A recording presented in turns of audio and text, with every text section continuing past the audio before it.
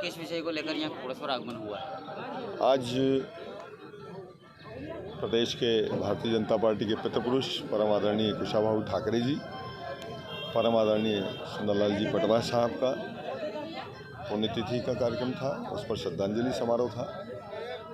निश्चित रूप से जिस समय उन्हें संघर्ष किया, विपरीत परिस्थितियों में उन्हें संघर्ष करके पार्टी को आज इस स्थान तक पहुंचाया कि देश में पंच से लेकर प्रधानमंत्री तक भारतीय जनता पार्टी के बैठे हैं। ये उस समय की उनकी मेहनत थी।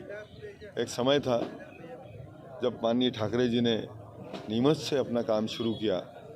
माननीय पटवा साहब उस समय सक्रिय हुए थे और एक जो पुराने लोग हमारे को किस्से सुनाते हैं कि माननीय पटवा साहब साइकिल चलाते थे, उस पर माइक बांधकर पीछे ठाकरे जी ऐलान करते थे। तो इस तरह की परिस्थितियों में जिस पार्टी को यहाँ तक पहुँचाया आज, ये निश्चित रूप से उन लोगों का संघर्ष था। संगठन और सरकार का समन्वय, संगठन और सरकार के जो काम होना चाहिए उसके लिए एक आदर्श स्थापित किया माननीय परम आदरणीय ठाकरे जी ने और परम आदरणीय पटवा साहब ने। मैं आज इस अवसर पर उनको, दोनों महाविभूतियों को, दोनों महामानवों को अपनी श्रद्धांजलि अर्पित करता हूँ, उनको शोक सुमन अर्पित करता हूँ। साथ ही उन्होंने एकता और जो परिश्रम जो धरातल पर किया है उसके लेकर हम मनासा विकासखंड की बात करें तो यहाँ की क्या स्थिति? निश्चित रूप से जो हमारे पूर्वज लोग हैं, जो हमारे पितृपुरुष हैं, उनके सिद्धांतों पर अगर संगठन चले, उनके सिद्धांतों पर अगर जनप्रतिनिधि चलेंगे तो निश्चित रूप से सत्ता और संगठन में कभी न तो टकराव की स्थिति बनेगी, ना ही। लेकिन आज के परिप्रेक्ष्य में सब लोग अपनी अपनी दौड़ में हैं। राजनीतिक दौड़ अपनी जगह है, लेकिन कार्यकर्ताओं की कीमत पर कोई राजनीतिक दौड़ नहीं होना चाहिए। मेरा यही कहना है कि कार्यकर्ता का नुकसान नहीं हो। हम अपनी अपनी राजनीतिक दौड़ जरूर लगाएं, अपना कद जरूर ऊंचा करें, लेकिन कार्यकर्ता का कहीं नुकसान नहीं होना चाहिए, पार्टी संगठन का नुकसान नहीं होना चाहिए। इस कीमत पे कोई चीज़ बर्दाश्त नहीं की जाएगी। साथ ही भी वर्तमान में पुनः कोरोना सक्रिय हो गया है और इस कंडीशन को देखिए कि विगत कल में नीमच जिले में भी कोरोना ने प्रवेश किया, एक पॉजिटिव आया है। तो इसको नीमच जिला या मनासा विकासखंड की बात करें तो कितना तैयार है? कोरोना के लिए देश के प्रधानमंत्री से लेकर मध्य प्रदेश के मुख्यमंत्री तक और स्थानीय स्तर तक सब ने अपनी अपनी तैयारियां कर रखी हैं। हम उस लड़ाई को पूरे दम से लड़ने को तैयार हैं, पर एक खास बात यह है कि हमारे यहाँ कोरोना का इतना भयंकर असर नहीं है, इतना विपरीत असर नहीं है कि उससे कोई प्राणघातक स्थिति पैदा हो। तो निश्चित रूप से जहाँ वैक्सीनेशन हो चुका है, इस देश का वैक्सीन सबसे ज़्यादा सफल हुआ। माननीय प्रधानमंत्री मोदी जी के नेतृत्व में पूरे देश को वैक्सीन लगाया जा चुका है। आज वो स्थिति हमारे यहाँ नहीं है जो चाइना अमेरिका में हुई है, क्योंकि हमारा वैक्सीन प्रभावी है। उसके अलावा हमारी नीचे स्तर तक जो तैयारी है दवाइयों को लेकर, दूसरी प्राथमिक सुविधाओं को लेकर, उसके लिए हम सब लड़ने को तैयार हैं।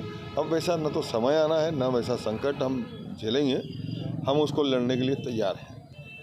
साथ ही एक और धरातली समस्या है कि कोकड़ेश्वर नगर परिषद में जो 10-10 हज़ार या 20-20 हज़ार के जो शासन द्वारा स्वीकृत जो ऋण है उनको अभी तक प्राप्त यहाँ से नहीं किए गए, प्रदान नहीं किए जा रहे, बैंकों द्वारा उनको भटकाया जा रहा है। ये संज्ञान में नहीं आया, अब आपने बताया तो इस पर हम आज ही नोटिस ले लेंगे और आज ही देखते हैं कौन नहीं देना चाह रहा है, कहाँ गड़बड़ है, तो उसको ठीक कर लेंगे। आज कोकड़ेश्वर का आगमन किस विषय को लेकर? आज हमारे पितृपुरुष स्वर्गीय कुशाभाऊ जी ठाकरे और हमारे प्रेरणा के पुंज पूर्व मुख्यमंत्री और केंद्रीय मंत्री रहे माननीय सुंदरलाल जी पटवा जी की पुण्यतिथि है और उन पुण्यतिथि पर उस पुण्य और पवित्र आत्मा को हम पुष्पांजलि करने आए हैं, जो हमारे प्रेरणा के पुंज थे। हम सब जानते हैं 11 नवंबर 1924 को कुकड़ेश्वर की धरती पर एक बालक का जन्म होता है और वो बालक खेल खेल में संघ की शाखाओं में खेलते खेलते राष्ट्रीय स्वयंसेवक संघ के प्रचारक बनते हैं और पूरे मध्य प्रदेश में संघ का काम बढ़ाने का काम करते हैं।